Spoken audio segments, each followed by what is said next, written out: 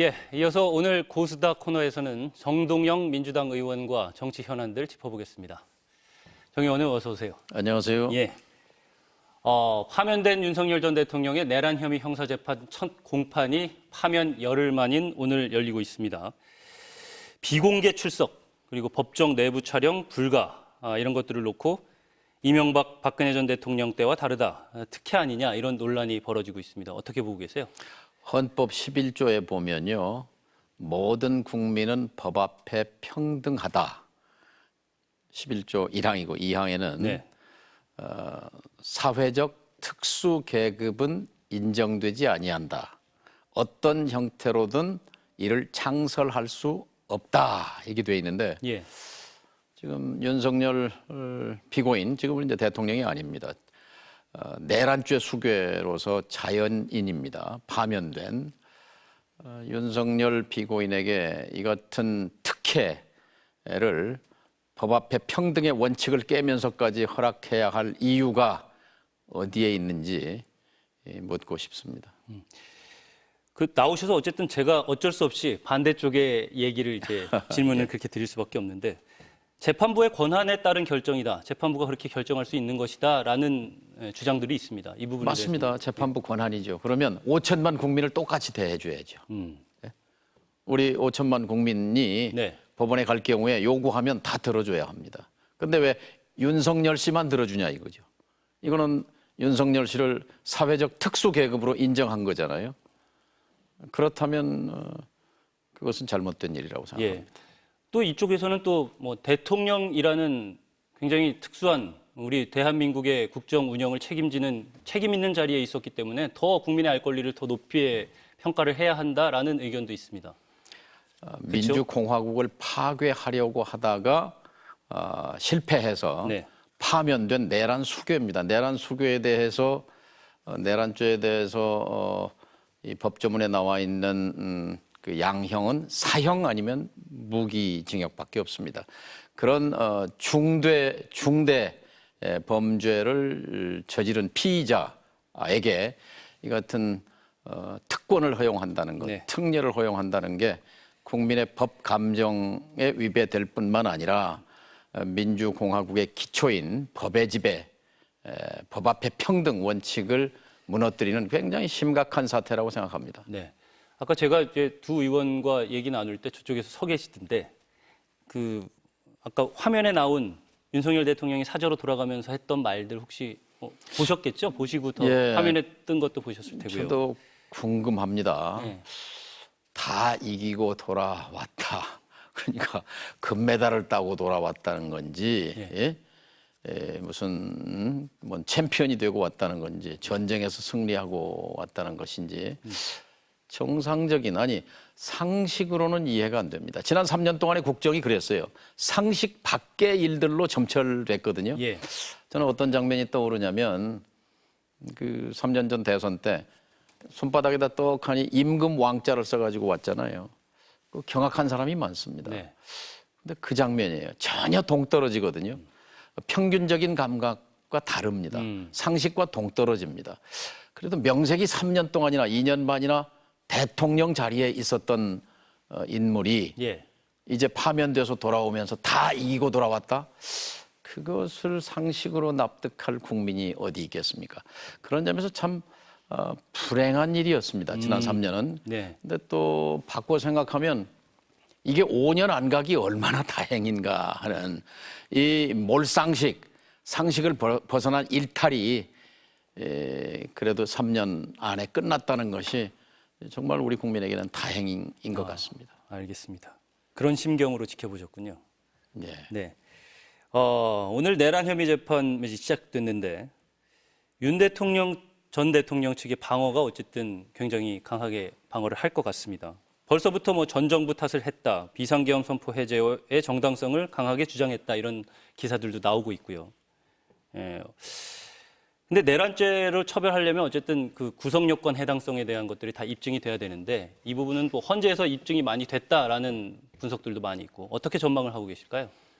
법도 상식을 벗어날 수 없습니다. 네. 우리 국민들이 다 증인이고요. 그다음에 이제 내란이라는 것이 국헌문란을 목적으로 이제 폭동을 일으켰다 하는 건데 국헌문란이라는 건 헌법을 문란하게 한 거니까 그뭐 분명한 것이고 이게 예. 과연 폭동이냐? 근데 이제 폭동이라는 건 한 지방의 평온을 해할 정도의 그런 사태를 폭동이라고 규정했는데요. 판례에서 보면은. 네. 근데 한 지방의 평온이 아니라 2024년 12월 3일 10시 반부터 밤을 꼬박 새면서 네. 대한민국 전체가 불안과 공포에 떨었습니다. 한 지방의 평온이 아니라 대한민국 전체의 평온이 깨졌습니다. 그리고 전국에 생방송 1,500명의 병력을 예. 민의의 전당인 국회에 투입해서 그것도 헬기로 투입해서 유리창을 깨고 공격했던 이런 사태를 5천만 국민이 생방송으로 지켜봤는데 이걸 가지고 무슨 절차적으로 따지고 뭐 아니라고 따지는 건 손바닥으로 하늘을 가리는 표현도 부족합니다. 가장 결정적인 건 포고령입니다. 포고령. 예. 아니 국회와 정당의 활동을 일체 금지한다. 그건 왕도 안 되는 거예요. 아니 왕조 시대는 모르겠습니다. 대통령은 할 수 없는 그런 헌법 파괴를 저지른 거예요. 왜냐하면 헌법 77조에 보면은 비상계엄을 선포할 요건이 있고 거기에 국회가 해제할 수 있다고 돼 있단 말이죠. 예. 그런데 국회 활동을 금지한다? 헌법을 금지한 거지요. 언론, 출판, 집회, 결사유 자유를 금한다. 국민들의 기본권을 박탈해 버린 거란 말이죠. 이 포고령 하나만 가지고도 이미 뭐 더 이상의 증거도 필요 없죠. 근데 우리가 헌법재판소의 재판을 중계로도 지켜보곤 하지 않았습니까? 국민들 모두. 예. 거기에서 윤석열 전 대통령 측의 주장은 이번에도 형사재판에서도 계속 일관되게 주장이 될 것 같아요. 그러니까 예를 들면 형사 절차에서의 증거 채택이라든지 이런 것들은 보다 더 엄격하게 해야 된다라는 주장을 계속 이어갈 거고 그리고 내가 직접 지시한 게 아니다라는 주장을 계속해서 이어갈 거란 말이죠. 이런 부분에 대해서 헌재는 헌법에 위배되고 중대성을 인정한다라고는 했지만 형사재판에서는 이 부분이 또 달리 적용돼야 된다라고 윤석열 전 대통령 측에서는 주장을 할 것이기 때문에 이 부분에 대해서는 어떻게 바라보고 계세요? 이번에 이제 헌재 심판을 지켜보면서 많은 분들이 법이라는 게 이게 기술의 영역이구나 하는 걸 그래서 이제 법기술자 예. 특히 윤석열 피고인을 피소추인을 변호하는 윤석열 변호인들의 그 현란한 말솜씨와 법기술 동원 능력에 대해서 다들 참 감탄을 금치 못했는데요. 예. 이렇게 지식을 배워서 다들 전교 1등하고 공부 잘해서 다 좋은 대학에 가서 다 고시 공부 합격한 근데 그 좋은 그 법 지식을 이렇게 써먹는구나 하고 참 뭐 환멸을 느낀 분도 있고 그런데요. 네. 법 적용에 있어서 절차는 굉장히 중요합니다. 하지만 그 절차가 본질을 능가할 수는 없습니다. 그렇죠. 예. 대한민국이라는 이 공동체, 민주공화국이라는 이 국채와 정체를 파괴하려고 했던 행위를 티끌 같은 그런 절차에 의해서 본질을 부정할 수는 없다고 생각합니다. 네, 알겠습니다. 조기 대선 이야기로 좀 넘어가 보겠습니다. 민주당 이재명 전 대표가 대선 출마 선언을 한 이후에 이 부분이 굉장히 재밌게 보였는데 첫 행보로 오늘 오전이죠. AI 스타트 업체를 방문했습니다. 예. 저도 이제 공대 출신이라서 이 부분에 좀 관심이 그러시군요. 많아서 질문을 드리자면 인공지능 AI 투자의 백조 시대를 열겠다라고 밝혔습니다. 이 첫 번째 행보로 이 행보를 택한 데는 어떤 의미가 담겨 있을까요? 의미가 크죠. 지금 첫 번째 대선 공약이 AI 100조 투자거든요. AI 3강을 이뤄내겠다. 5년 내에, 임기 내에. 근데 윤석열 전 대통령이 끼친 해악, 우리 저 공화국을 파괴하려고 했던 그 범죄 이외에 또 큰 해악이 있었다면 뭐냐면 2022년 11월 30일을 놓친 겁니다. 취임한 지 6개월 뒤에 네. 그 날짜가 무슨 날짜냐면 챗 GPT가 출시된 날입니다.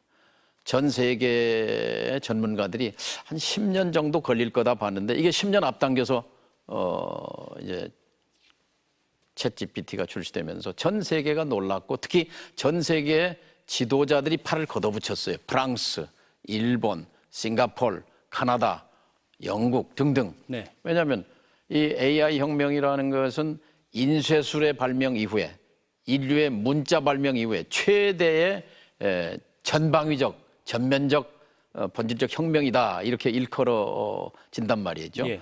또 좀 작게 보면 전기 문명이 우리의 일상을 완전히 바꿨듯이 네. 이것을 능가하는 제2의 혁명이다. 정치, 경제, 사회, 문화, 외교, 군사 모든 부분의 생활에 이제 패턴과 스타일을 바꿔놓게 될 터인데 네. 우리는 2년 반 동안 잠잤습니다. 그 기간 동안에 대한민국의 대통령은 계엄령을 어떻게 하느냐에 골몰했습니다. 프랑스의 미테랑 마크롱 대통령은 그 직후에 국민과의 대화를 갖고 텔레비전 토론을 통해서 자 이렇게 가면 우리는 프랑스는 AI 전쟁에서 낙오합니다. 사람과 돈과 투자와 그리고 모든 정책을 집중하겠습니다. 이렇게 약속합니다. 그리고 해외 두뇌 유치에 나섭니다. 미국의 빅테크, 구글이라든지 이런 데에 있는 프랑스 과학자, 소프트웨어 엔지니어들을 프랑스로 유치하면서 예. 그때 이제 연봉이라든지 이제 돌아오는 조건 같은 게 이제 문제가 되니까 직접 팔을 걷어붙이고 연봉 문제 대통령이 해결해 주겠다. 이렇게 하면서까지 해서 프랑스의 소버린 AI, 주권 AI죠. 프랑스의 그 독자적인 미스트랄이라고 하는 AI를 개발하는데 성공했습니다. 불과 6개월 만에. 지금 뭐 세계적인 경쟁력을 갖춘 이제 AI 모델이죠. 그런 것처럼 일본도 역시 일본은 일본 과학자가 없으니까 미국인, 외국인 과학자들을 그 엔지니어들을 불러다가 이제 사카나 AI로도 만들고 그런 판에 한국은 잠자고 있었어요. 그래서 이재명 대표가 오늘 첫 번째 이제 퓨리오사라고 AI 반도체 스타트업인데 최근에 이제 메타라고 페이스북의 그 모회사죠. 네. 거기서 1조 2천억에 사겠다고 딜을 진행하고 있었어요. 근데 사실은 이제 진행하고 있다가 최근에 안 팔겠다 하고 이제 거절을 했는데 네. 그 과정에 일정 부분 저도 역할을 했습니다. 제가 퓨리오사의 그 창업자 CEO에게 좀 더 큰 꿈을 꾸는 게 좋겠다. 1조 2천억에 팔아넘길 수도 있지만 그것도 성공적인 모델입니다. 왜냐하면 국내에서 출발한 그런 스타트업이 그런 그 세계적인 빅테크에 넘어가는 것도 하나의 좋은 성공 선례가 되는데 1조짜리가 아니라 10조짜리, 100조짜리 엔비디아를 넘는 꿈을 꿀 수도 있지 않겠는가. 이제 전 뭐 그런 얘기도 한 적이 있는데 오늘 어쨌든 이재명 대표가 만일 기회가 주어진다면 윤석열 대통령이 잃어버렸던 3년을 복구하기 위해서 아무튼 그 전력을 다하겠다 하는 공약을 낸 거죠. 말씀에 따르면 늦게나마 지금 서둘러야 한다라는 그렇죠. 생각이 뒷받침되는 것 같은데 의원님께서도 뭐 지난해 하반기부터 국회에서 여야 의원들과 함께 AI 전략조참 포럼 이걸 주도하신다고 들었습니다. 근데 이게 100조 투자만으로 이루어질 수 있는 일은 아니잖아요. 그러니까 돈만 투자한다고 되는 일은 아닐 텐데 이 포럼 같은 데서는 어떤 내용들을 주로 논의하고 제일 중요한 게 인프라하고 사람입니다. 그런데 예를 들면요, 이 AI를 하기 위해서는 기본적으로 말하자면 초고성능 그 AI 인프라가 필요합니다. 예. 이게 이제 잘 아시지만은 이제 엔비디아라는 회사가 세계 시장의 9할 이상을 차지하고 있는데 그 회사가 만든 GPU라고 하는 A4용 요만한 사이즈의 AI 반도체 이거를 한 장에 5천만 원입니다. 8장이 있어야 한 세트가 되는데요. 근데 이걸 구동하려면 또 소프트웨어 쿠다라고 있어요. 이게 2억짜리입니다. 그러면 합쳐서 6억은 있어야 한 세트가 돼요. 근데 스타트업이나 중소기업은 이런 걸 가지고 실증을 할 수가 없어요. 워낙 비싸잖아요. 심지어 카이스트 같은 데도 아직 한 세트도 없습니다. 충격적인 일이에요. 가령 아마존이라든지 구글이나 뭐 마이크로소프트 같은 데 30만 장, 50만 장, 뭐 80만 장 이렇게 확보하고 있고 그런데 대한민국 전체에 2,000장밖에 없었어요. 2,000장. 이거 가지고 AI 강국 턱도 없는 일인 거죠. 그래서 이제 이재명 대표가 얘기한 것이 가능한 한 빠른 시에 10만 장을 확보해야 되겠다. 그 GPU 그리고 인재 두뇌 확보를 위해서 지금 대한민국은 AI 인재 순유출국입니다. 예.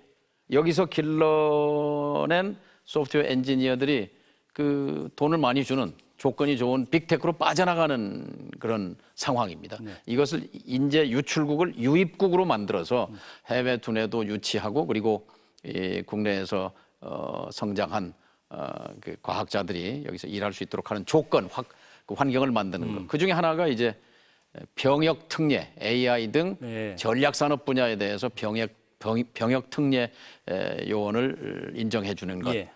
이 법을 얼마 전에 제가 발의했었습니다. 그렇군요. 인프라와 인재를 확보하기 위한 대책을 논의하고 계신 걸로 알겠습니다. 시간이 별로 없는데요.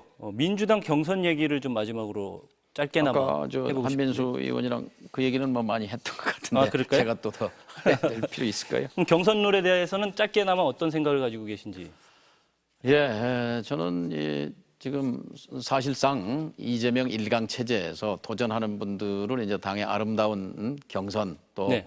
그 과정을 통해서 이제 비전을 선보이고 그 민주당의 정책 정당의 면모를 보인다는 그런 당을 위한 생각이 있다고 봅니다. 그건 뭐 충분히 존중돼야 예. 되고요. 알겠습니다. 참 짧게나마 좀 시간을 좀 더 주시고요. 마지막 질문을 드리겠습니다. MBC에 오셨기 때문에 앞서 의원님께서는 이진숙 방송통신위원장의 정치적 중립 의무 공무원의 위반 여부를 감사 중인 감사원이 국회법상 정해진 감사 기한이 다가오는데도 결론을 이루고 있다 이렇게 지적을 하신 바 있습니다. 감사원이 정상적으로 처리하고 있다면서 반박을 하기도 했고요. 이 부분에 예. 대해서 하실 말씀이 있으세요? 감사원이 감사원다우려면 신뢰를 확보해야 합니다. 그런데 이진숙 위원장에 대한 건 완전히 신뢰를 허무는 겁니다. 그러니까 탄핵돼서 직무가 정지된 과정에서 돌아다니면서 온갖 얘기를 다 쏟아냈어요. 예. 그러면서 보수의 여전사를 자임하고 이것이 명명백백하게 정치적 중립 의무, 헌법에 공무원은 국민 전체의 봉사자이고 공무원의 정치적 중립은 법률로 보장됩니다. 중립하라는 거거든요. 그리고 방송통신위원장이야말로 중립성이 생명입니다. 근데 이걸 정면으로 부수고 다녔단 말이죠. 여기에 대해서 감사해달라고 국회가 의결했어요. 그러면 당연히 3개월 내에 보고해야 돼요. 예. 근데 안 해요. 그래서 2달 연장해 줬어요. 4월 13일이 시한입니다. 어제까지 안 해요. 감사원 스스로가 자신의 권위를 무너뜨리는 겁니다. 다음 정부에서는요, 감사원을 국회로 가져와야 합니다. 국회가 감사원을 통할하고 그래서 행정부의 집행을 감사하는 그런 저는 이건 뭐 헌법 개정에 들어가야 할 문제입니다만 그렇죠. 그렇게 돼야 합니다. 알겠습니다. 의견까지 들은 걸로 마무리하겠습니다. 시간이 너무 짧아서 죄송합니다. 예, 말씀 잘 들었습니다. 예, 감사합니다.